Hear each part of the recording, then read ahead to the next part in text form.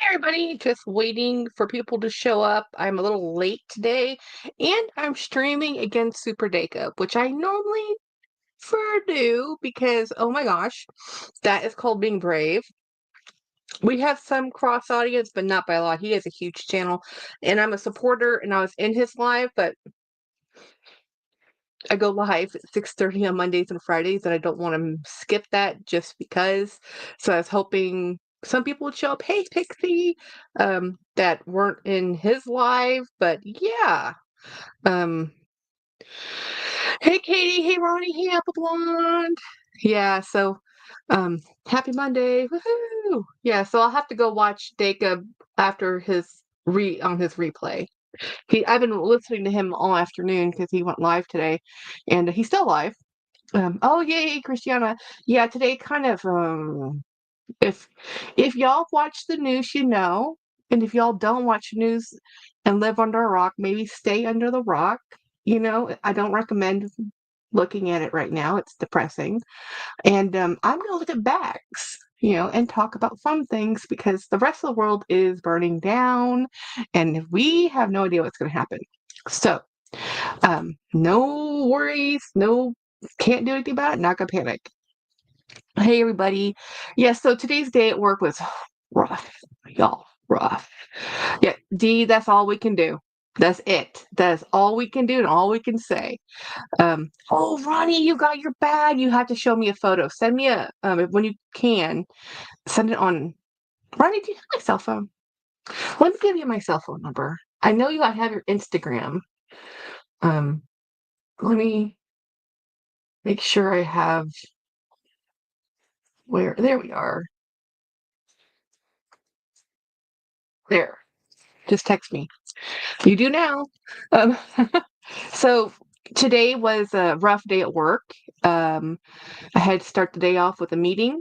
We only had 20 minutes to do a meeting that really should have been at least 30, and honestly, an hour, but that's okay. We made it work.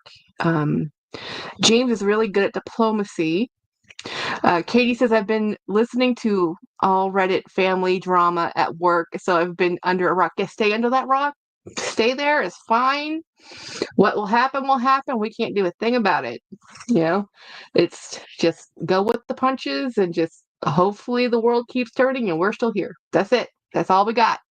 Do a couple prayers, for peace, but humans, we don't like peace. So, whatever. So anyway, the work thing today, and I normally don't always talk about work, but work's been rough. So I been spending my entire day QC editing, making PowerPoints. I think I'm on slide number 21 of errors, and each slide is multiple errors in one slide, and I'm showing why it's a problem. And it's not to be super nitpicky. This is normal errors, but normally this isn't a deliverable, right? So this was something that you fix in editing that there was no QAQC on this. When they did it, when they delivered it, and when they sent it to us. So we're the end, the buck stops here moment, and we have to give a whole product. And I'm looking at this thing like, man, this is so many problems. You know, try a different lipstick on today. I wore a lipstick today. I was wearing a lip gloss at the office, and my coworker walked over, and he was like, "Are you wearing a lipstick?" And I realized at work, I almost never wear lipstick. Like to the point that my coworker was like, "Of course, he's one of these guys that inserts foot." You know, this used to be, and still is partially, one of my favorite lipsticks ever, and they don't make it anymore. This is Elizabeth Arden 8-hour sunscreen protectant lipstick, and it's amazing. I've had several of them, and if I can find them, I buy them. Sometimes they'll come out like special kits, but it's their tinted 8-hour. So their 8-hour line is the one with all the sunscreens and stuff. This is a great. I like Elizabeth Arden's perfume. I'm not too sure I've ever really used their serums are so known for. But in my day, when I was younger, um, the Red Door Salon at Saks Fifth Avenue used to be run by Elizabeth Arden. And I was in San Antonio growing up, and we would go to the Saks Fifth Avenue, and I saw the Red Door Salon, and I said, that's a really cool place. And when we'd go through Saks, I'd walk over and look at their pricing, and I said, and at the time, which was a while ago, I was in high school and college, probably college. Um, an esthetician appointment was $50, which at the time was a little pricey, but they used Red Door. The Red Door Salon used Elizabeth Arden products, so I said, okay, well, let me make an appointment. So I would get waxing done because I have PCOS, so I'd have a lot of very thick hair on my face, and then I did that for a long time, and I just liked their stuff. And then at the they kind of got their contract, I think, renewed with Elizabeth Arden, and another company took over the operation of Red Door, and I never went back. So, and that's for all the ones that were in Saks. I don't even know if Saks still has a Red Door salon, but that's where it came from with Elizabeth Arden's Red Door perfume. She was the Red Door salon at all the Saks Avenues. And then I stopped going to an esthetician, and I did laser, and I need to do it again, but it hurts, so I don't want to. So yeah, just the way it is. So it's just one of those things that the facial hair never bothered me, and it bothered my family, my father. So he says, I will pay for your esthetician. I'm like, okay, fine, whatever. Yeah. So anyway, that was my morning. Wow, people are dropping like flies. Yeah, I know, I'm boring. Well, no, I'm not boring. It's just that I'm competing against Super Dacob, and a lot of people who watch me watch him. But anyhow, I do wanted to show you one of the bags that I got from Craig. Um, so I got this bag from Craig in my trade or gift. I don't know. We don't keep track anymore, guys. So this is. Oh, remember I said that this was supposed to have the medallion? It was on this side. So the medallion's over here on this side, and this is supposed to be for the crossbody strap. But let me show you where did I go? Where did I put it? There it is. I just brought it from my other room. So this is the one I have already had. This is a small mini one, I guess, compared to this one. This was the large one, and he has the extra large one. Now mine doesn't have, oh, it actually does. It does have the little, man, that really needs to be cleaned up. That could use a polish. So I was going to actually put my Mickey Mouse on this one and then put this baby bag in this bigger bag. I left my mustache. I left my mustache at one. It's just facial hair. It's like people have it, but women, you're not allowed to. I was like, well, tell that to all the other problems I have in life, which is hormones. So, and it bothered my father. He was very vain, guys. No one's surprised. My family, both sides, my mom and my dad, they're the pretty people in the world, guys. They're the pretty people. I like small vest. Yeah, it's so cute, right? It's really just adorable because I love this because I love sets, so that I could have this little tiny one with this, and they're both black, so look at it's interesting though. This one's a little bit more, is that black or is that a navy? Actually, that's navy and that's black. I can't win, says Christiana. Hormones. Oh yeah, they're the worst. And the thing about hormones too, with just life in general, with being women, um, you get married in most cases, the scenarios, you get married, you have children, everything's awesome. Well, when you have kids, hormones take a toll on your body. I mean, pregnancy is not for the faint of heart, And this is if you have everything you need for this pregnancy to go plan. So you have the gestation, where you're exhausted and tired. And then you have let's have the baby, which everybody's tired.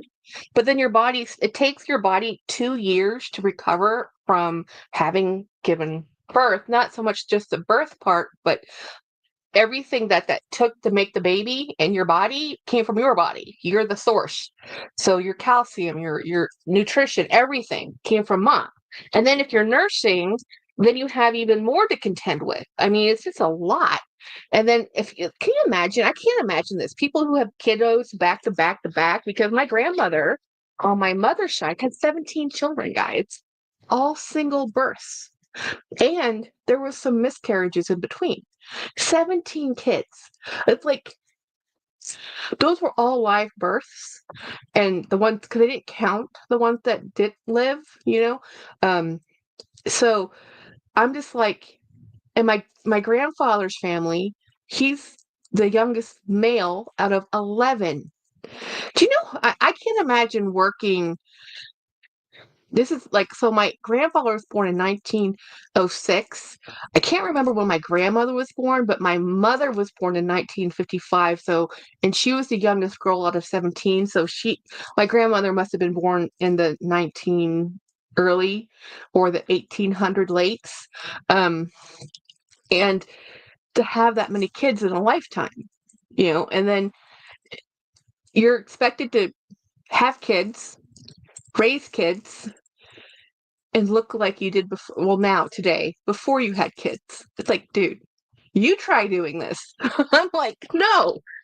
I have major respect for moms, and which is also why I don't have children, because it's something I don't want to do. Um, 17. Yeah, my grandmother, my Thai grandmother had 17 children.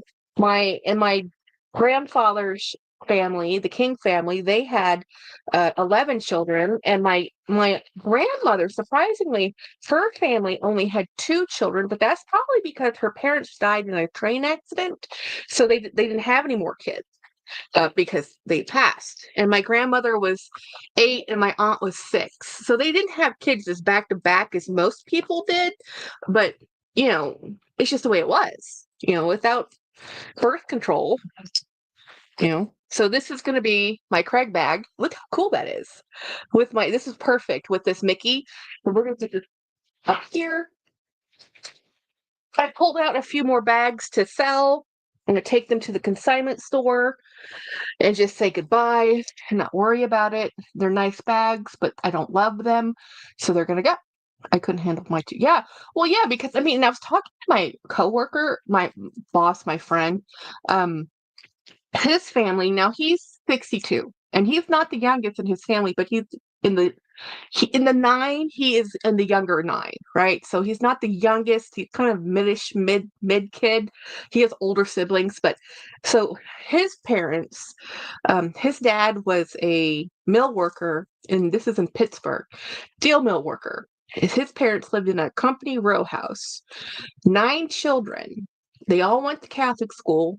All of them, it's like the ghetto, really. And he says it. He goes, "We lived in the ghetto because it's a row.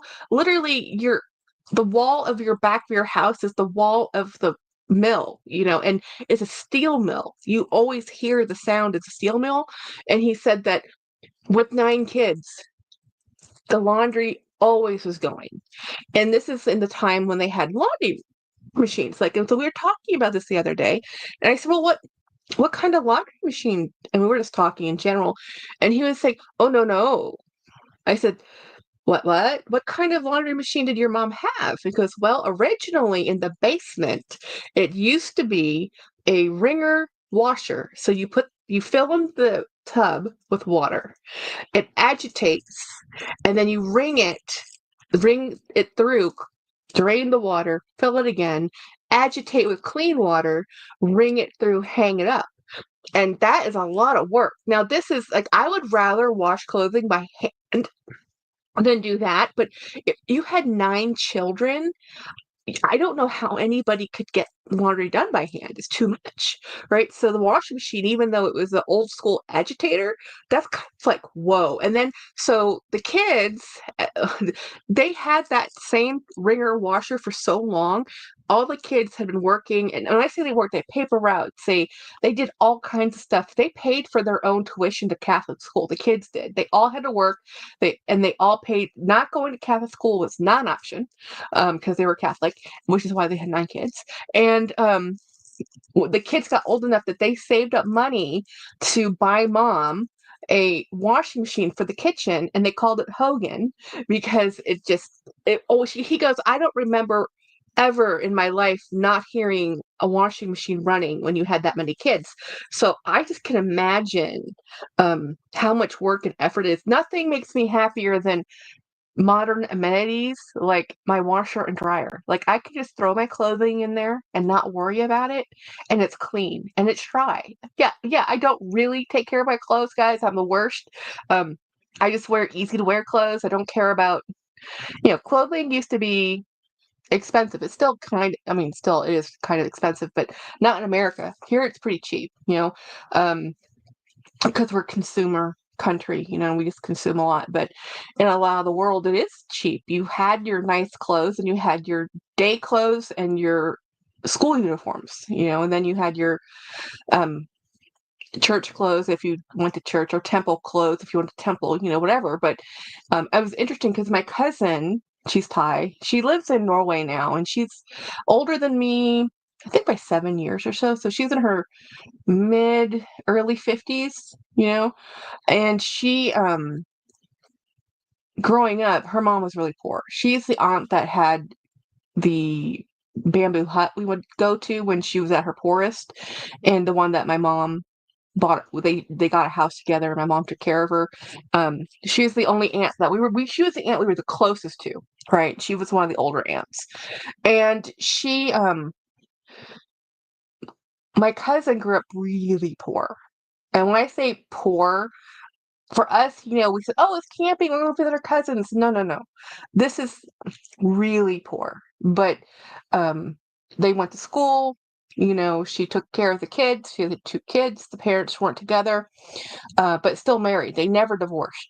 And so she grew up. When she was 13, my aunt sent her to go live with my mother in the city with us. So she was our playmate. We were her cousins, right? This is a weird situation. Like, I've never met anybody else who had a cousin live with them to be their playmate other than me, because my aunt didn't want to give up her child, but she wanted her to have a better life. So she said to my mom, have raise this girl, put her through school in the city, have her live with you and take care of the kids. So my cousin always grew up thinking and knowing that her placement with her aunt, my mother, was to take care of us. We were kids. We didn't know Jack. We just knew our cousin was with us. We didn't know that she was treated differently. We didn't know it was weird to have we're Asian, to have your cousin stay with you in your room, because that's what she did. She stayed with us. She was with us. We treated her just like our sibling, but she wasn't.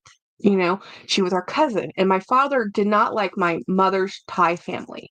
So my father never really accepted any of my mother's Thai family. He would give her money to pay for stuff for her mom, but he never wanted anything to do with the family, because he says they're just going to bleed you dry, cut them loose. Well, so my cousin lived with us, but we didn't live in Thailand forever, right? We were only there for 4.5 years. And then my parents, we went back to America. And my cousin, at this time, my other aunt was our housekeeper. My cousin was our playmate. And then we left to move to America, left everybody behind, right? Well, my parents separated. My mother went back to Thailand. She ended up being married and got married to Klaus pretty quickly, and timeline wise. So she still took care of my cousin, and my cousin lived with my my mother. And all the way through high school and into college, mom paid for her college tuition. It was a big deal. But my cousin was not a good student, and she resented her aunt, my mom, because she felt like she had to um, do chores. And, you feel like you have to do stuff to have your keep. My mother would never have kicked her out. My mother would have never ever, but she would say stuff like, "Well, if you don't do this, I'm sending you back to your mom," which was a threat, right? Hey, Morella. Me neither. With Milo around, I need air conditioning. Oh yeah. Yes. So anyway, it was just fun to think about this, because I was like, oh my gosh, how can, like, my mother had two of us, we're twins, and we had a playmate, and then we had nannies. We had nannies. Not only did we have my cousin live with us, we had paid for nannies when we were in Thailand. And then we moved to America, and we moved to Michigan in like 92, 93. Actually, I think it was 89. We moved back to America, 89, 90. Um, my mother, because my parents separated, and we were too young to be home alone still, but we were old enough that we didn't need like too much supervision, but you still need supervision. They sent another nanny from Thailand on a student visa, and she was going to school in Michigan. She ended up staying in Michigan and getting married, and it's cool story. And we knew her from before, is somebody we knew. Um, and she had a university degree in Thailand. She spoke English, but she was going to get her master's. So anyway, I still had a nanny. And then when she left, because she got married and moved out, Dad decided, okay, you're fine. You can be latchkey kids. We were like 12, and we would come home from school and let ourselves in. Dad would come home around 6. That was just how we did things. But so we went from having too much supervision our whole life to having supervision. So I don't know how people have children and manage it, because my sister, my twin, she has 2 kids. Her mother-in-law, while difficult to get along with, is a saint. She goes to my sister's house during the work week when school's in session, for after school care for those kids. Or Jennifer has picked up the kids and takes them to grandma's. No, no, no. Grandma picks them up. Then Jennifer, after work, goes to grandma's to bring them home, or dad does. And then during the summertime right now, she's been watching the kids while Jen's been doing work for school. Like, I don't know how these kids would have been raised if they didn't have grandma. Because, like, I actually really admire that too, because like Dee Dee Bean, I don't know if you noticed it, but um she did a poolside live, and it was because again the grandkids are coming. It's grandma time. It's summertime. The kids are coming, so they do a lot of stuff with their grandchildren during the summertime. So I just think that's cool that people have those type of relationships, because I never lived near my grandparents or family, or had cousins and aunts we would go hang out with. That wasn't me. We had paid for staff. We had nannies. I remember growing up with nannies. I don't remember my parents. I honestly don't remember my parents when it comes to most of my childhood.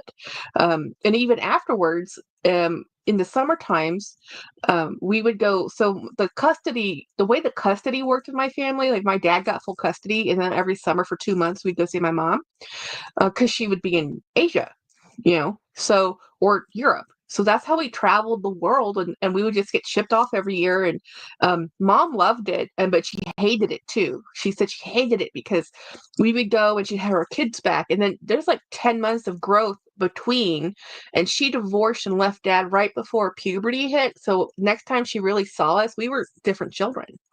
We were little tweens. We were not these scrawny kids that she remembered. And every year it changed. Every year we came in, it was something different, and mom loved it, and she hated it when we left.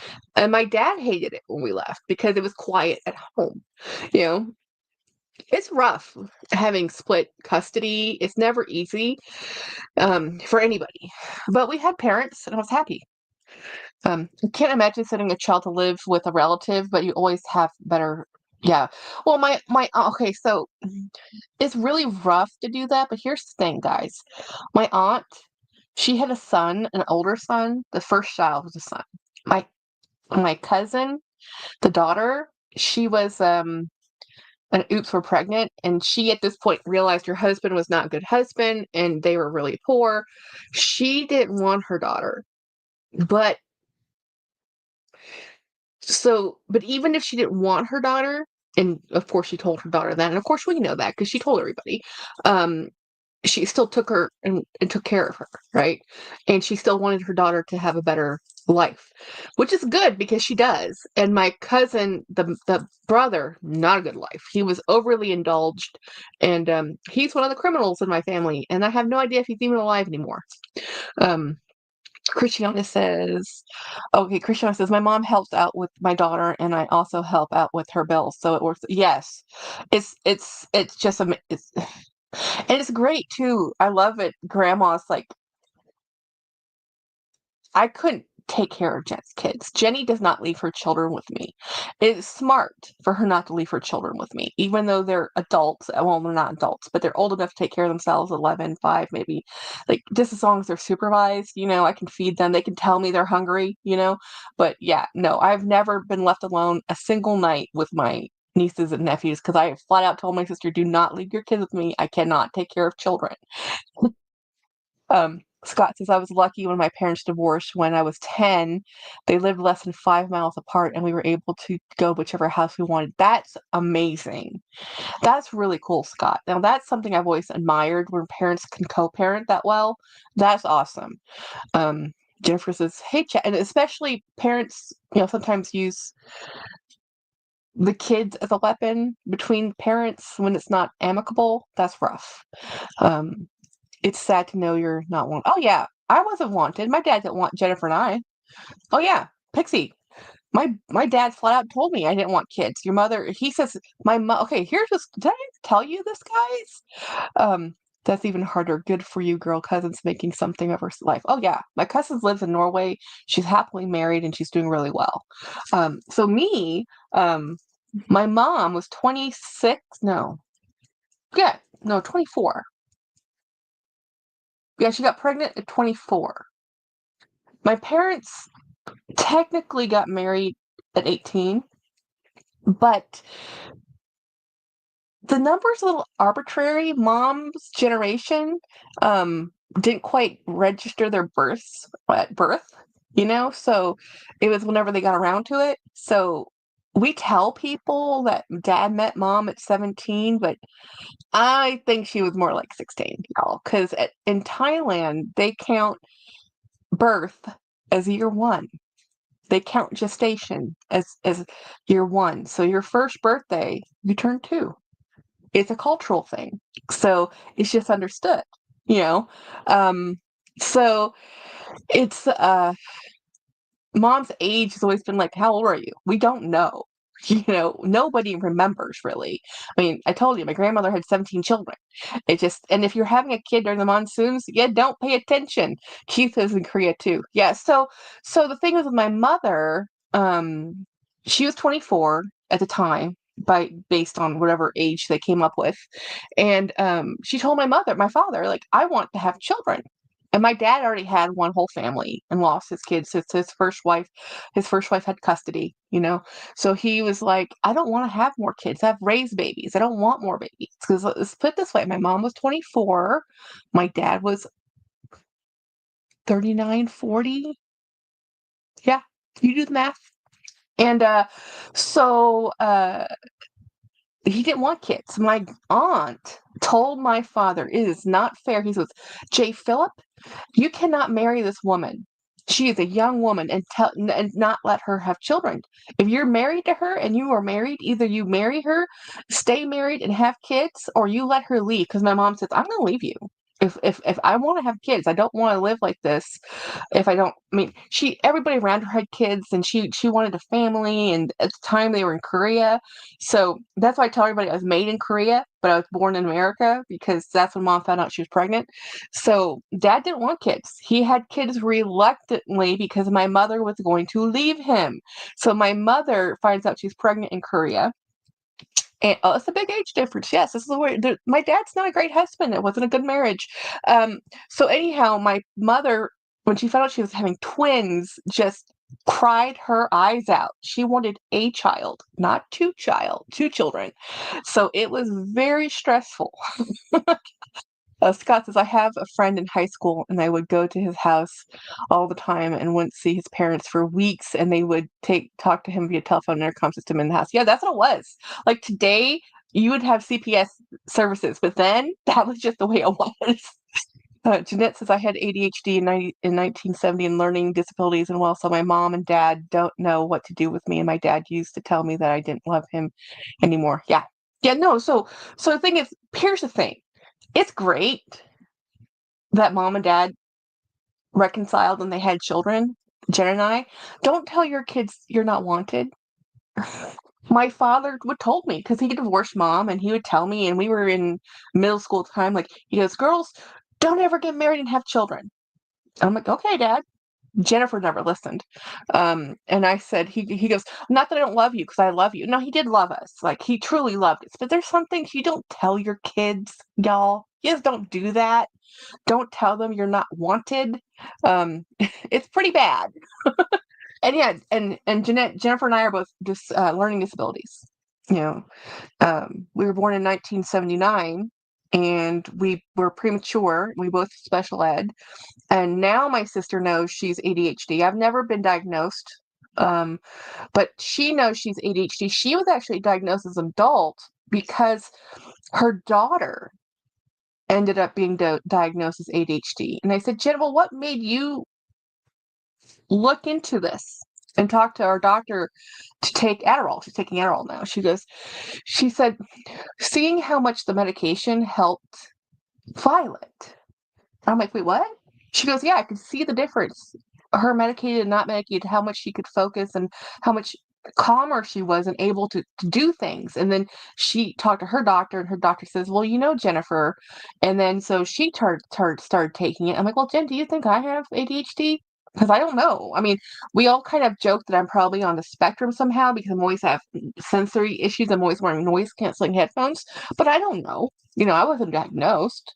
I was diagnosed with this. I wasn't even diagnosed with this dyslexia, but I have it. My sister was diagnosed with it. She has it worse than I do. I have it.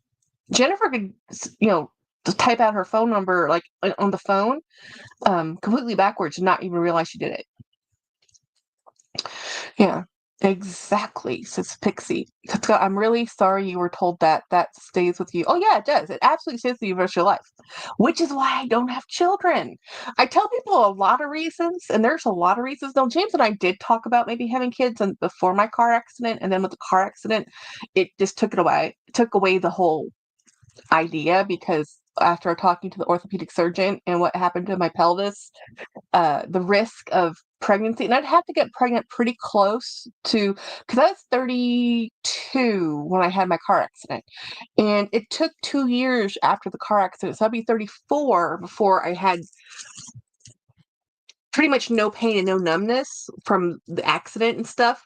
I mean, I still have pain every day, but the pain I had the first 2 years is nothing compared. It was the worst. It was the worst. It was really hard. Like the first year after the car accident, I actually had to go to I did physical therapy, and then I went to the heated indoor pool that they used at physical therapy that you could just pay a membership to go use. Every day after work for an entire year, I would leave work and go to the pool because I could barely stand up.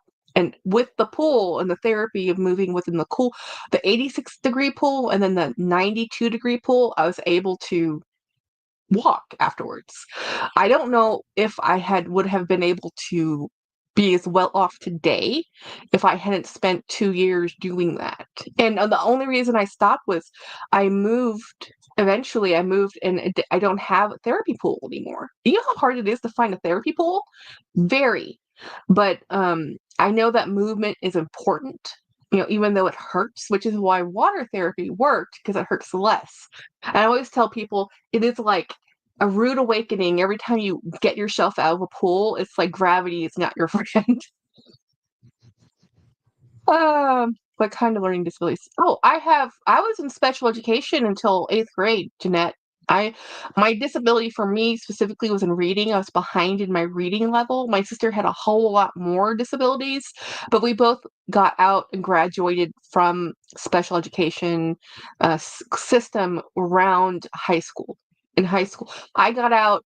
I think both got out while we were in middle school. No, I was yeah. By the time we got to high school, I was no longer in a disability special ed program. I was in a regular ed program. Jen did too, but she still had services because she's dyslexic, and that's a testing issue, right? So, yeah, there's never been a time when I didn't feel wanted and loved. Oh yeah, that's awesome, D. Well, and it's weird too, because as it's here's the weirdest thing, about being, um this is what I tell people as a mixed race kid. My dad's family is Irish American. My mother's family is Asian Thai Chinese, right? My my my grandparents were born in 1906 and 1908. They're not exactly they weren't exactly up they're racist. My grandparents didn't want my dad marrying my mother. They didn't. And it's really funny because my dad's first wife and family, they're Irish American also. So my half sisters are these tall blondes, and when I show people pictures of my family with my other sisters, they're like, "Who's that?" Like, that's my older sister, and they look at me like, "Same dad, different moms." But my grandparents accepted Jennifer and I. Totally loved us. They loved us because they were even though they were still racist and we still picked up on it, they never saw us as being Asian, even though we were half Asian. It was very weird. It was a very weird, but they had these blinders that could not be unblinded. We were their offspring's child, so we were accepted into their life, and we went to the country club, and we were their kids. But my mother was always, well, Jay Phillips' ex-wife was Asian. I mean, that's what my grandparents would do. Because I'm talking a southern uppity Southern Baptist uppity white people and country clubs. That's my family. It took me a long time for me to figure out, like, whoa. Donna says, "We'll look at you and Jenna." I know it's nothing's more impressive in my life. Jenna has a master's degree. I didn't finish mine. I mean, I went all the way to a thesis, but I didn't finish the thesis. Jennifer finished her master's degree. She is a curriculum. She's she's a master's in education and curriculum writing or something. I don't even know what it is. She teaches, she writes grants. I mean, this is a girl who's dyslexic. So when she's teaching her kids, like I said, Jennifer, they're never going to give you the GT kids because that's the easy kids. Those are GT means gifted and talented, honors kids, or regular ed kids. Okay, Jennifer gets the kids that are in the kids that on the lower end of the general education population, but they're still general population, but they're the non-science tested class because for whatever reason. And I said, and her kids will say, Miss, why can't I'm dyslexic? And Jen says, well, that's great, so am I. Let me show you these tools. And she'll go and she'll show, or she'll say, she won't say that's great. She'll say something like, well, it's good to know. I'm also dyslexic. Let me explain how to do this. So she's always giving kids, so there's no excuse. And the people will say, like, well, English is not my first language. Jen says, not mine either. I speak Thai. And she'll start speaking Thai, because like my mother's Asian, so her kids have no excuses. And I said, you're too good with this population for them to change. Um, Christiana says, um, they're racist, laughing because I can relate. Yes. Well, here's the thing, guys. When it comes to racism, Americans, white Americans, Irish Americans, they don't have the market cornered. Asians do. She was raised in the 40s and 50s. Christiana, my mom's family is white from Michigan. Dad's from Korea. From Michigan, what part of Michigan? Because we grew up in Detroit area, Warren, Michigan, Mount Clemens. I went to school in Mount Clemens. My dad's from Korea. He came to live with my mom's family in foreign exchange student. That is so cool. Steph says, you are lucky, D. I grew up in a big Catholic family where having lots of kids was expected. but parents weren't neutral. No, they're too busy. I mean, dude, if you have a bunch of kids and you're Catholic, it's like it's duty and guilt. I mean, I'm serious. The Catholic families I know, it's all about duty, it's all about guilt and doing the right thing, and it's like, ugh, I love you. Yeah. Christiana says, Mom's family thought my dad was a fine foreigner, but did not want my mom to marry him. Yes, yes, that's exactly it. My grandparents accepted us through. My grandfather was more accepting. It was my grandmother that was less accepting. Um, Owasso, Michigan, Flint. Okay, 40 miles west of from Detroit, I think. Yeah, because James's family, his mother's side of the family, his mother's mother's side of the family, they're from Michigan too. Up north, up in the Mitten, by Mackinac.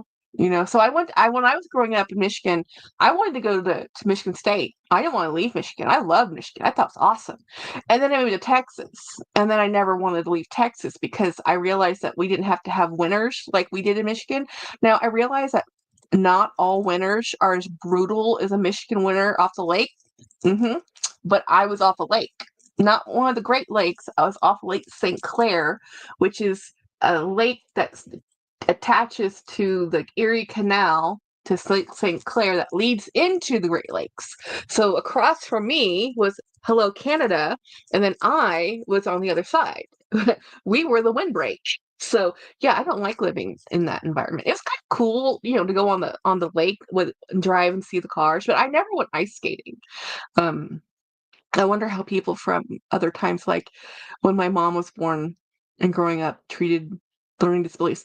They, well, honestly, my parents never actually, my mother to this day does not think Jennifer has a learning problem.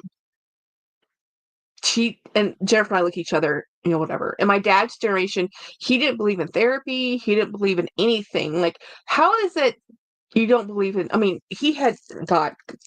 He didn't think Jennifer had any problems or me. That, oh, well, you'll just grow out of them. It's just a phase, whatever. They ignored it. That's how they dealt with it. They just ignored it and you struggled. That's how that happened. I used to have to read to Jennifer because my mom couldn't read to her because Jennifer's was really slow and reading out loud is not easy. And we would just sit together. My whole life, my mom was like, "Oh, take care of your little sister." We're 5 minutes apart in age, but she had more learning disabilities than me. Jennifer was died at birth. Like I had a 50% chance to live. She had a 25% chance to live. We were born 2.5 months early. I was 2 pounds 8. She was 2 pounds 6, and she had to have a full blood transfusion at birth. And then we spent 2 months in an incubator. We're lucky to be living.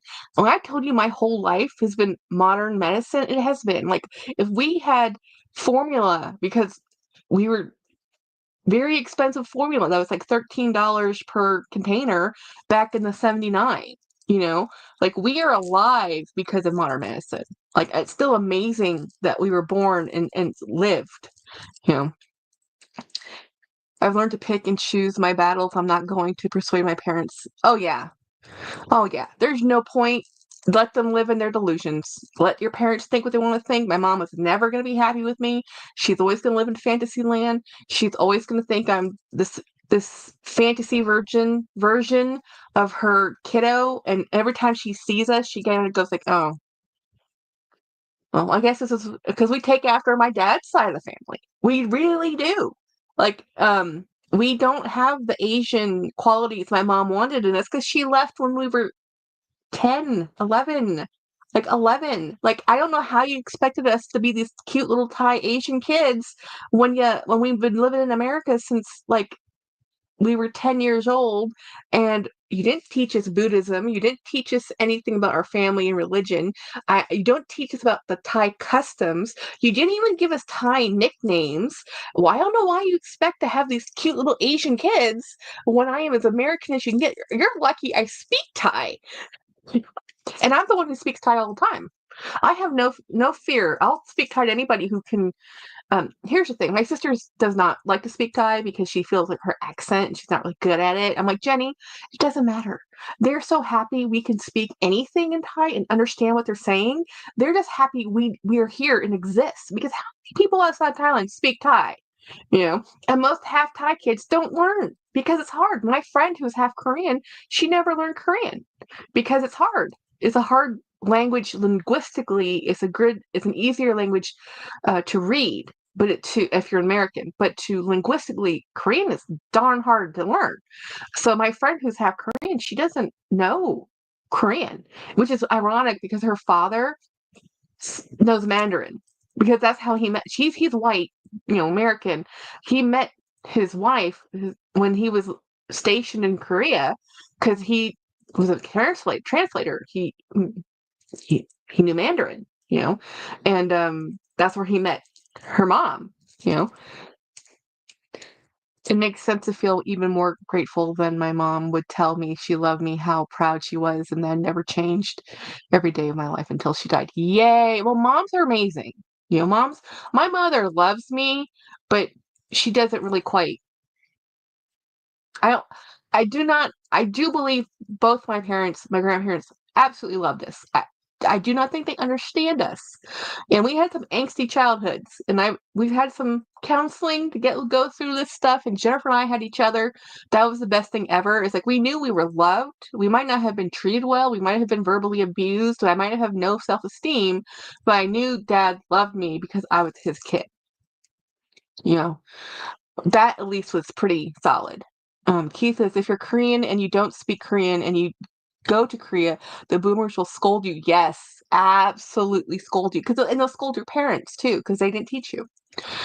Scott says, sorry, feel that way. You aren't able to talk to them about it. I know it's what it is, but nonetheless, unfortunate. Korean was designed to be easy, but I still can't speak it. I've tried. Well, Korean reading is easy, but tonally, pronunciation is very hard. And Thai is the same way. Yeah, yeah. Oh, and here's the thing too. In Thailand, again, as I said, you have to be the right type of Thai. Central Thai is the accepted elitist. All the other regions of Thailand are less than, because the kingdom is held in the central, like in Bangkok. The royal family is they're in central Thailand. Now, if the kingdom had put their palace, let's say, in the north, then that's where people would have been, oh, well, that's where the elite are. But no, the elite are in Bangkok. And it was interesting because the kingdom of Thailand didn't always have, and it used to be called Siam, have their palace in Bangkok. It actually used to be northern in Ayutthaya, and it was raided by the Burmese. Like, believe me, everybody has fought with everybody. So when that now it's pillaged, they moved their capital slowly from the north as the kingdom became the kingdom as several principalities, and then as they unified at the 5th king of the current dynasty, which we're on the 10th king currently of that dynasty, they moved down from Ayutthaya down to Bangkok. And Bangkok was chosen at the time because it had a lot of water, very close to the waterway. It had the Mekong River and the Chao River, and it was great for getting into the Gulf. It was great for trade routes. Now, modern Thailand, 2025, and based on our calendar, it's difficult because, like, we stopped having houses on stilts. We stopped using waterways as main thoroughfares. It became paved roads and automobiles. So a lot of Thailand, the feat of engineering that they can have elevated trains, subways, and just in general, is pretty monumentous because of how close Bangkok is to the water table. But it used to be called the Venice of the East because it used to be floating and barges and beautiful, because it's a slower river. It's think of the Mississippi, big wide river, big watershed, so you can actually use longboats. It's not like these rough little rivers. It's a very serious thing. So anyway, It's an interesting history. It really is. Asian history is fascinating. I always have been annoyed that in America, they really don't talk about the East at all. Like, Thailand, Burma, Cambodia. They don't talk about China. I mean, you have centuries, centuries and then in at least we talk a little bit more about Japan because they also have centuries of life, and Korea too. Korea, both sides. It's like there's so much history out there. There's so much to talk about their cartography and about how they discovered things and which dynasty ruled what dynasty, and thousands and thousands of years of history, and we never talk about it. We never educate anybody about it in the West. No wonder we're considered not very intelligent. I'm sorry. It's the truth. You know, um, Thai people I know that are fluent are the Chinese. Oh, yeah, Chinese ancestry. Yes, they look more Chinese than Thai, and that looks different. It's hard to explain. Yes, it does. It does. Thai Chinese, because Chinese were always the merchant class. Always. So, merchant class, Thai, traditional Thailand, and during the before the fifth, which is about mid 1800s, um, was a hierarchy system, like not so much a caste system like in India, but if you were born a servant, you are a servant. If you're a farmer, you're born a farmer, you stay a farmer. It wasn't until they freed everybody from that type of classism that they were able to become merchants themselves. So before then, only Chinese people were merchants. So having that trade and commerce made them very wealthy. And only the elite in Thailand had owned the property. People who own the land own the resources. The people who farm the land live there, but they don't get the profits, right? They don't earn a lot of money. So when that system changed, that's why Thailand is a little bit more successful, and they pushed education.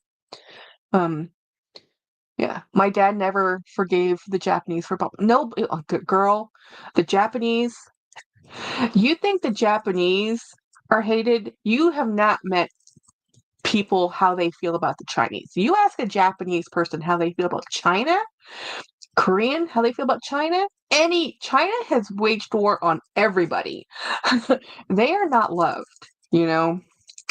Keith says, I'm surprised there might have been Pearl Harbor D. I'm surprised the Japanese forgave us for what we did. I have no clue. I don't know if I could have. Q says, when I was in college, I was told people I was from Korea, they would literally ask North or South. This was before K-pop. Well, yeah, because and if it was like what Korean conflict was in the 50s, right? And at that time, most of the generation that was split, they're split now. Several generations past. You don't have families that remember family members that are on the north or the south. It's too far down the road now. Yep, D, it's tough. Christiana, Jackie, your lives are amazing. I always learn something new. Yay! Well, it's because I talk about it. I'm not sitting here afraid to talk about my heritage, and you can say a lot of things about America, but I can talk about where I came from freely. Now, in Thailand, I still can't do that, y'all. There's a lot of censorship there. You can't say anything negative about the crown. So my mother will always chastise us if we say anything negative about the monarchy. So we never do, but I am at least able to talk about it. I can at least say, hey, I'm not a huge fan of our president. I don't really like him. You can't say that about the monarchy in Thailand. So, we can have a lot of faults and a lot of criticisms, but this is why I know I'm a bad person to travel, because we have so many liberties here.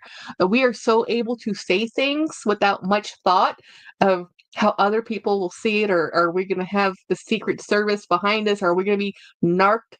We can just say what we want. And that's not what other countries get to do. Other people in other countries don't get to do that. You know how many times my mother, as a diplomat, whenever we go to other countries, we get the lecture every time growing up. It was like, you are a guest. What you do and you say represent us.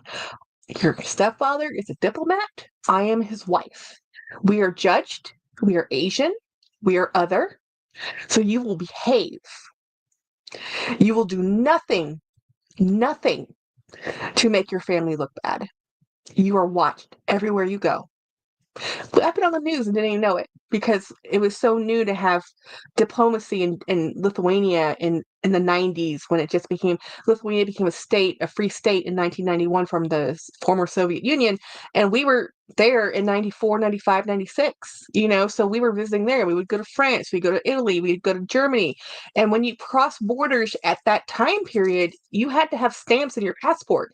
They stopped you at the passport. Your currency changed. You really knew you were going into a new country. It isn't like the European Union now. It's a lot easier. The culture might change, the food might change a little bit, the language might change a little bit. But when in the 90s, it was like border patrol, military, and everything. And we were diplomatic plates on our car. We were targets. Everywhere we were targets. We were different, we were other. In Thailand, we were other. In Asia, or in Europe, we were other because we're Asian. In America, we were always the Asian kids. We were always the only Asian kids. And I'm an identical twin. Now, kind of normal. Then, we are those miracle kids that is so rare to have identical twins. The fact that you have an egg that splits in half and then you gestate for 9, well, my mom didn't, but anyway, for as long as it takes to be viable and be birthed and live, it is everybody looked at us. We were always looked at. And I think that is also why, hey, Grace, that is totally why I'm like, I'm average, I'm normal, I'm just a regular person, because we were always other. It's just so frustrating because it was hard growing up like that. It really was. It's hard to explain it if you don't travel a lot. That if you just go with a tourist, it's different than when you go live there with people who live there. Because when we would go live there for 2 months at a time or whatever, we would meet all of mom's families or not family, but all of her colleagues. Like one day I'd be talking to the ambassador from Turkey, just as a 14-year-old.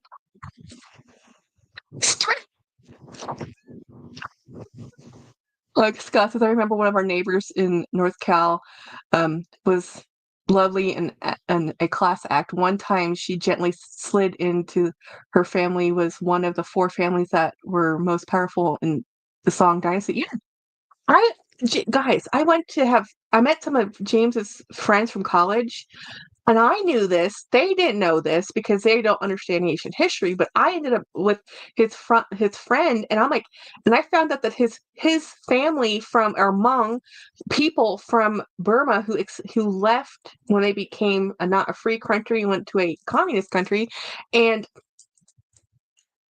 descendants from the general. Like this is like serious high level. And I was like, okay, must take a gift, must be nice, best impression, stress. And James like, listen to my friend Don. Like, no, no, it's not your friend Don. It's his entire family. We met his entire family because they were there for like the 50th wedding anniversary or something. Um, I remember that. Okay, yeah, yeah. Isn't that how?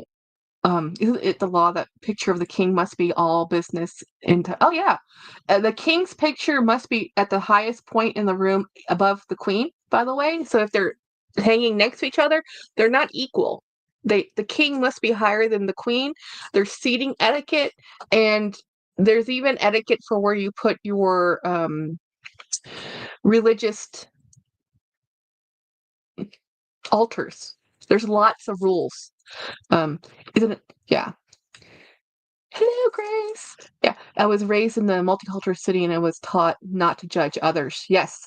Well, I mean, it's not even about not judging others because Americans, we're North America, South America in general, we are young, because the native indigenous population didn't survive us visiting, whether it be from us taking their stuff or our diseases. So it's a new-ish place for people. So it is multicultural here, and that's why I explain to people all the time. They're always like, why is it that they consider America the land of opportunity? Because you're not judged based on your ethnic origin so much and which region of Asia or what province you were born in. You can come here, and if you are willing to work, you can do it. If you wanted to work and own a business, but you're not of the right social class, right connections, the right family background, you won't get to own that business. And people don't understand that. I said, look, it's very easy. People know your family. They know your family's family for 5 generations. If your cousin did something bad and robbed somebody, they know that was your cousin because this is the culture, you know? So to get the funding to open a business, you have to have something to collateral to open that business. It just doesn't happen. You can't just do it based on your labor rate wage. That's not how it works. So most people who have money had money, and mostly land wealth, because that's how you use resources. It's just normal economics. It's the rule of the land, right? If you own the property, and like we say now, it's not so much land wealth, but it's information and wealth. Like our billionaires today are information technology people, right? That's who are the billionaires. So they aren't agribusiness. It's not really how much land you have or how big your ranch is now. It's how much information, and that's where money is today. So it's just it's always about resources. Scott, I'm still getting through my mom's papers and reading letters from her father and my great grandmother letters. And they lived in India where the British ruled there. That's fascinating. That is really fascinating. The one thing you can say about the British Empire and what they did with India was they unified it into a one language. At least they have a common language, which is different than what happened to Africa. Africa, it's multiple languages. No, there might be a common language, like English. Honestly, it's not really an easy language to learn. It's kind of harsh, and it has a billion. We just add more words to it. There's no, I mean, like the Latin-based languages have like more rules, like not more rules, but it's more easier. English is really rough. And the fact that this is the current ruling language of diplomacy, people everywhere learn English because that's what it used to be people learned French because that was the language of diplomacy, and then it became English. It's crazy that um, no gener they would know generations. Hell, I don't even know my own cousins. Yeah. Well, in Thailand, regionally wise, family is very, very important in Asia. Huge. And that's why China, I'm telling you, that place is amazing. I know. But here's the thing. They controlled their population. They changed the trajectory of their entire um, point of view based on based on a culture that had multiple children, large families that carry on family dynasties, made it so they only had to limit the population growth because it's a totalitarian government, right? They're able to build entire cities, move people into them, say, nope, you're no longer in a village, you're moving into them. I'm not saying it's right or wrong. I'm just saying it's pretty amazing. And what they can do. Do I want to go become Chinese? No. Do I want to live there? No, I didn't grow up there. They have weird cultural things. It's very interesting. The place of birth have a very, very impactful based on your residency. I mean, they have a very solid system there, but it's very interesting. As I said, I wish we covered more stuff like this in school. We talk about so many other things, but we don't talk about world history. I mean, we can't even. When I was in school, we still talked about world religion. Now, I think there's no comparative. Um, It's crazy yeah, that must be so interesting, Scott. Yeah. I love watching a video of people from other countries and living in China. Yes, fascinating. It's always I like watching the ones where people who live in Korea and people who live in foreigners living in Korea, foreigners living in Japan, and foreigners living in China. It's very interesting. And their point of view, like this one lady I watched, she married a Chinese man, but he was born in Taiwan, so it's a different type of Chinese. So place of birth, so where you were born and which region and province you are registered at birth dictates your what's the word they used? Um Benefits, essentially, state benefits, or whatever.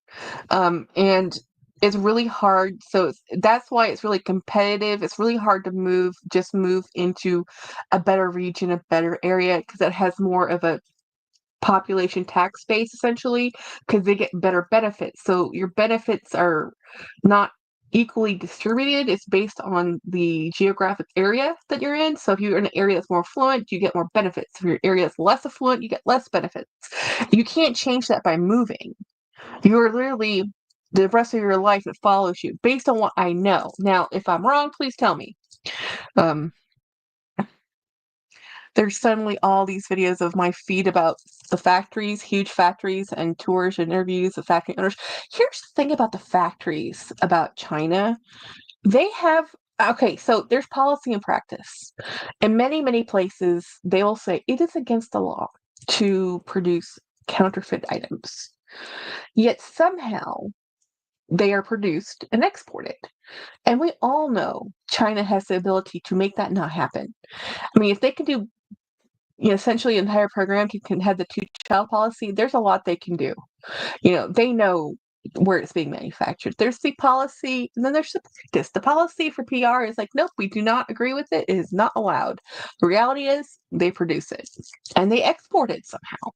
But then my cousin in Thailand, not cousin by birth, just friend of the family, she used to be in imports and exports. And there's ways you can, when you export goods, like in Thailand, it is illegal and not allowed. You're not allowed to export artifacts. You cannot export Buddhas and Thai artifacts, period. But somehow my cousin would do this. And I'm like, what? She, long, long ago, 80s guys, is how you filled out the paperwork. And I mean, if they opened it and saw that it was a Buddha, no, you couldn't. You would get a whole bunch of trouble. You would normally pay off people, you know, but yeah, they're trying to not have their artifacts leave the country for collectors.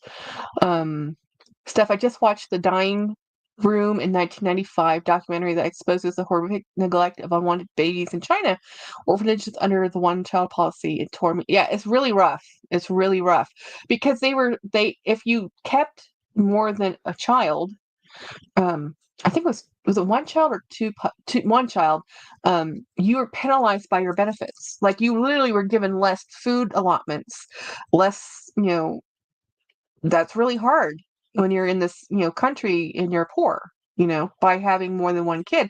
And everybody wanted a son because the son is what carries the family name. But without women, you don't have any more children. That's why there's a whole generation of Chinese that don't have wives, and it's a very interesting problem.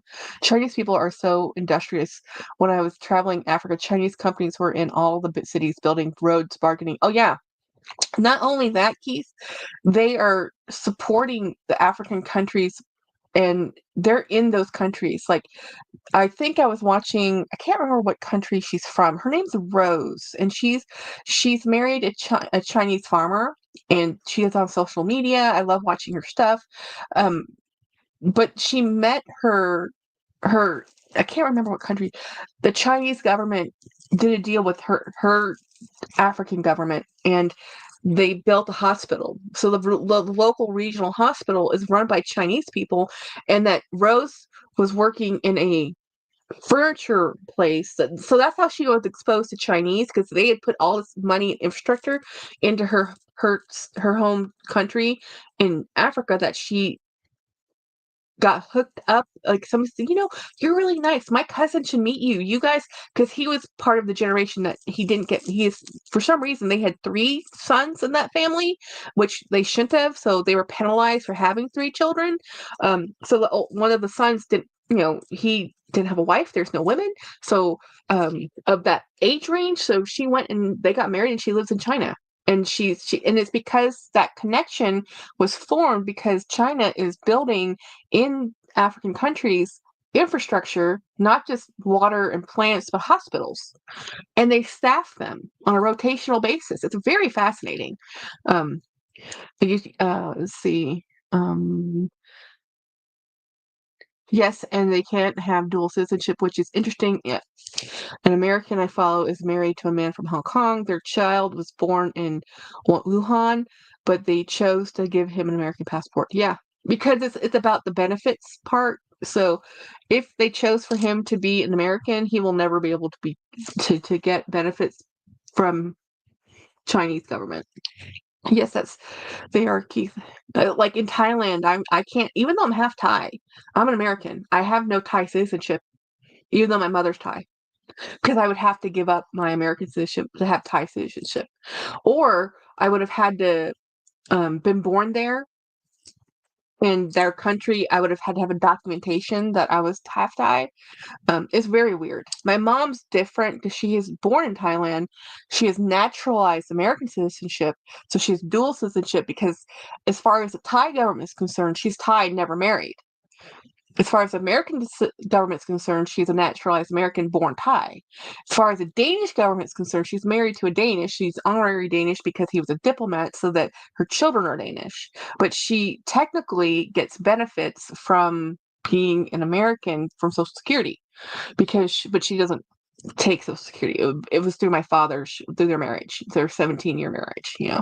Um, it's very weird. I think you mean Rose from Uganda. Yes, thank you, Keith. I love Rose. Yes, Uganda. Grace, I love watching her stuff. And there are African people who learned how to speak Mandarin. Yeah, because if you have people that are helping you, really helping you, you will learn the language to talk to them. Keith says, I actually met her. No way. She helped me not get scammed when I street trout was harassed. Oh my gosh. Took me out of. No, you met Rose when you were in China? Really? That's so cool. I watch all her videos. I really do.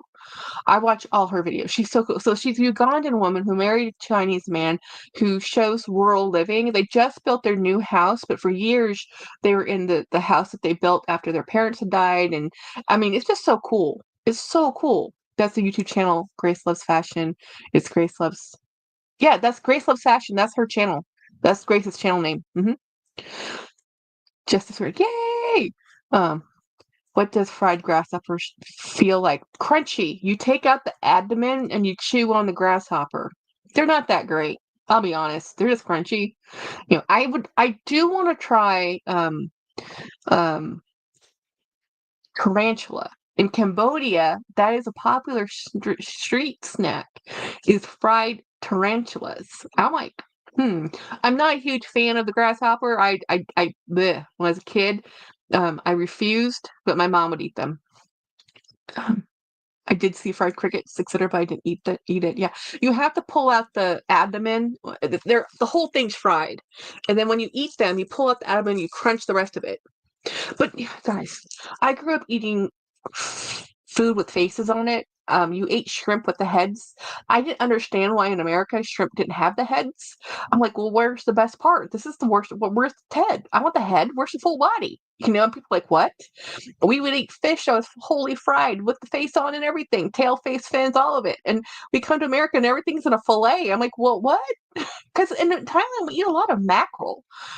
Mackerel's a very bony, high-fat fish that Americans just like, no. But in Asia, it is like a delicacy. Like, we love it. It's great. And we look at Americans like, you want cod? Really? Cod? Because it's not as good. Um, Ronnie, I think I follow the same person. She had to take her baby back to the U.S. after they had took the family trip to Hong Kong. The baby couldn't re-enter mainland China. Wow. Beijing has a bittersweet feeling to me. For me, I went, oh my gosh, because I opened the door pushing out and a scammer acting like I injured. Yep. Yeah, I'm telling you. I don't know if I would go to China. I've always wanted to, but I would be the first person to go as a tourist on tour, chaperoned and told what to do. I am not going to be that person who I'm going to go see the real China. No. I'm fine with the tourist traps. I am completely fine. I understand I'm a foreigner. While the victim is in a hospital being examined. Yep. Wow, that's scary, Keith. Jackie, I have yet to be on one of your lives where it wasn't interesting and enlightening. Well, the world events right now, gosh darn it, it's rough. It's rough. I mean, I'm like by the bag. I'm at this point where it's like, doesn't matter if I'm in debt. I really want this bag. Should I just buy it? Because I feel like the world's ending again. And I'm like, oh, Jackie, it's fine. But if you have any empathy, don't turn on the news. Ugh, it's like, go to I just started following her. Oh my God, Keith, that was that. I'm so sorry. It was a terrible experience. Yeah, that's rough. I think in 2014, not sure, but the hotel I was staying in was amazing. The GM came in the police station and paid the scammer and the bribe out of the hotel funds, and they upgraded me to the best suite. See, that's this thing, practice and policy, right? You got lucky. You got lucky someone looked out for you in that hotel. And that's just normal. Like when you live there, we all know that stuff. You know, as I said, you have to know somebody to know somebody. So it's had kind of a good ending. Yeah. Yes, I think still. Yes, I think still good. Oh, I still want to go to China, but I want to go as a tour on a tour. You know, I'm not going to be going as a just go to Beijing and just figure it out. No, no, no, no. I'm gonna go prepaid package. I'm gonna do the whole tour thing someday if I ever get on the plane again. You know, um, it's an easy to have demented. It's not easy to have a demented Cheeto in the Oval Office. I love that. That is awesome. You know, I do want to. I'm gonna go with dementia. It makes me feel better because I don't want to think that this is on purpose. Graceless fashion and Amon Summer Palace was amazing.